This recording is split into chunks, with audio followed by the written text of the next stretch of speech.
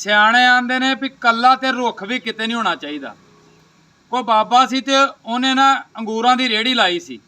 ਇੱਕ ਬੰਦਾ ਗਿਆ ਜਾ ਕਹਿੰਦਾ ਬਾਬਾ ਜੀ ਇਹਨਾਂ ਦਾ ਕੀ ਰੇਟ? ਉਹਨੇ ਕਿਹਾ ਜਿਹੜੇ ਤੇ ਲੱਗੇ ਨੇ ਟਹਿਣੀਆਂ ਨਾਲ ਗੁੱਛਿਆਂ 'ਚ ਨੇ ਇਹਨਾਂ ਦਾ 300 ਰੁਪਏ ਕਿਲੋ, ਤੇ ਜਿਹੜੇ ਆ ਦਾਣੇ ਕੱਲੇ ਕੱਲੇ ਹੋਏ ਨੇ ਇਹ 100 ਰੁਪਏ ਕਿਲੋ।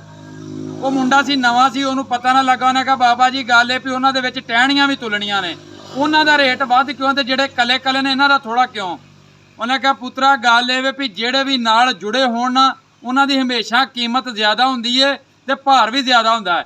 ਜਿਹੜੇ ਕੱਲੇ ਕੱਲੇ ਹੋ ਜਾਂਦੇ ਨੇ ਇਹਨਾਂ ਦੀ ਕੋਈ ਵੈਲਿਊ ਨਹੀਂ ਹੁੰਦੀ, ਕੋਈ ਇੱਜ਼ਤ ਨਹੀਂ ਹੁੰਦੀ, ਆਪਣਾ ਭਾਰ ਵੀ ਘਟਾ ਦਿੰਦੇ ਨੇ, ਆਪਣੀ ਇੱਜ਼ਤ ਵੀ ਘਟਾ ਦਿੰਦੇ ਨੇ। ਇਸੇ ਤਰ੍ਹਾਂ ਹੀ ਮੈਂ ਨਾ ਰਿਸ਼ਤੇਦਾਰਾਂ 'ਚ ਭੈਣ ਭਰਾਵਾਂ 'ਚ 100 ਵਾਧੇ ਘਾਟੇ ਹੋ ਜਾਂਦੇ ਨੇ। ਦੋ ਭਾਂਡੇ ਪਏ ਹੋਣ ਤੇ ਭਾਂਡੇ ਖੜਕ ਹੀ ਜਾਂਦੇ ਨੇ। ਪਰ ਮੈਂ ਨਾ ਬਰਦਾਸ਼ਤ ਕਰਕੇ ਜ਼ਿੰਦਗੀ 'ਚ ਇਕੱਠੇ ਰਹਿਣਾ ਸਿੱਖੋ। ਇਕੱਠੇ ਰਹਿਣ ਨਾਲ ਹੀ ਤੁਹਾਡਾ ਭਾਰ ਹੈ ਤੇ ਇਕੱਠੇ ਰਹਿਣ ਨਾਲ ਹੀ ਤੁਹਾਡੀ ਮਾਸ਼ਰੇ ਦੇ ਵਿੱਚ ਇੱਜ਼ਤ ਹੁੰਦੀ ਹੈ।